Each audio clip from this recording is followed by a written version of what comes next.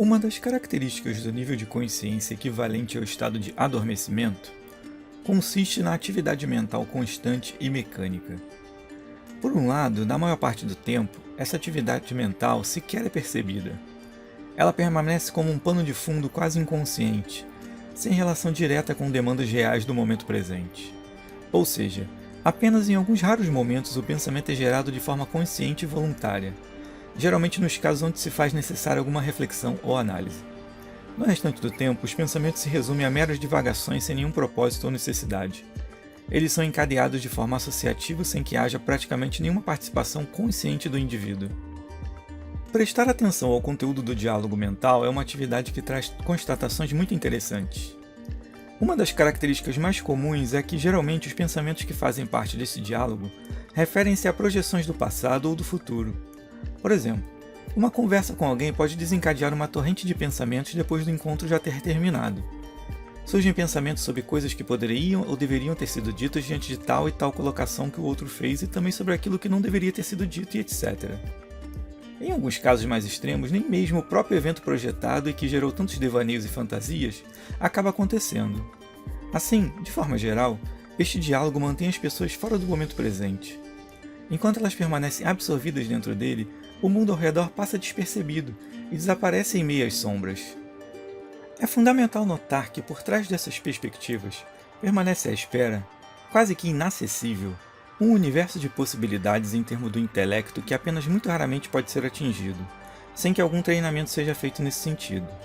Portanto, apresentaremos a seguir algumas técnicas básicas com esse objetivo. Existem pelo menos 3 níveis de dificuldade em se trabalhar com o diálogo.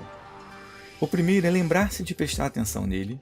O segundo consiste em estender a atenção sobre ele por um período de tempo prolongado. E o terceiro consiste em efetivamente pará-lo ou pelo menos colocá-lo sob controle. Todos esses passos devem estar associados com técnicas mais abrangentes de desidentificação e de mudanças mais profundas do estado de consciência. O passo subsequente consiste em aprofundar o pensamento, desenvolvendo a capacidade de reflexão e da apreensão de níveis crescentes de significados. Prestar atenção nos pensamentos é algo que inicialmente é possível apenas por pouco tempo, pois geralmente as pessoas se identificam com eles e perdem a chance de observá-los de fora. Por isso, os exercícios dessa fase incluem alguns despertadores, ou seja, elementos que são associados à rotina com a intenção de fazer o praticante recordar-se do exercício e estender a sua atenção voltada ao diálogo mental ao longo do tempo.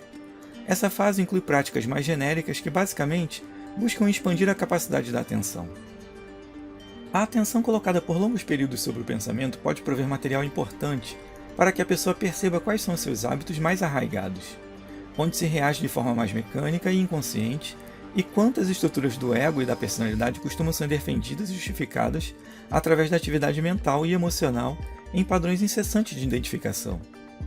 Conhecer essas características pode auxiliar na busca por alterações desse quadro, mas é importante ficar claro que essas alterações deverão ser buscadas dentro de uma perspectiva maior, onde se trabalha com a mecanicidade como um todo e onde se busca gerar novas estruturas de identidade, livres da identificação com o sono e o devaneio. Existem certas técnicas fundamentais que auxiliam no controle e na parada do diálogo mental. Uma das técnicas mais básicas consiste em procurar sentir o próprio corpo, resgatando a consciência corporal. Prestar atenção no movimento, deslocamento, calor, densidade, formato do corpo, pois isso acarreta um deslocamento da atenção para a esfera física e assim atenua-se a identificação com o diálogo. Além disso, perceber realmente, de forma plena e consciente, as informações que são captadas pelos 5 sentidos e manter a atenção voltada para isso é também uma ferramenta básica para parar o pensamento e assim restituir uma sensação de ser básica e nuclear que não está mais exclusivamente apoiada e identificada com os conteúdos mecânicos habituais. Outra dessas técnicas é a própria meditação, que apesar de ser apresentada em vários formatos por diferentes culturas e tradições, consiste geralmente em esvaziar a mente e manter esse estado pelo maior período possível.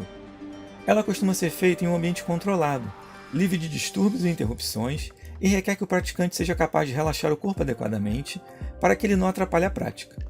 Algumas linhas sugerem também que se medite sobre um tema específico, buscando aprofundar o conteúdo e significado deste tema.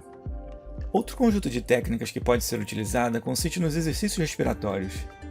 Essa técnica geralmente usa contagem de tempo para a inspiração e expiração, ou mesmo para os momentos de parada. A atenção concentrada na respiração é uma excelente saída para se prolongar a parada do pensamento. Habituar-se a prestar atenção na respiração é um exercício importante para que muitos dos processos mecânicos comecem a perder a preponderância. Outra técnica excelente para a esfera mental é a da visualização. Essa técnica apresenta várias aplicações e pode tornar-se muito sofisticada à medida que o praticante desenvolve uma real habilidade. A prática inicial da visualização consiste em manter a concentração focalizada em objetos ou cenários mais ou menos complexos que são projetados numa tela mental. Esses objetos ou cenários podem ter uma forma fixa ou mutável, passar por uma série de mudanças voluntariamente induzidas, visando trabalhar e ampliar a capacidade de controle. Ela auxilia a pessoa a aprender a interromper o fluxo desordenado e descontrolado de pensamentos ou colocar um objetivo focal para atenção e concentração. Futuramente, daremos prosseguimento a técnicas mais avançadas para parar o diálogo mental e, consequentemente, parar o mundo. Obrigado por assistir. Não esqueça de se inscrever, curtir e compartilhar para incentivar o nosso trabalho. Até a próxima!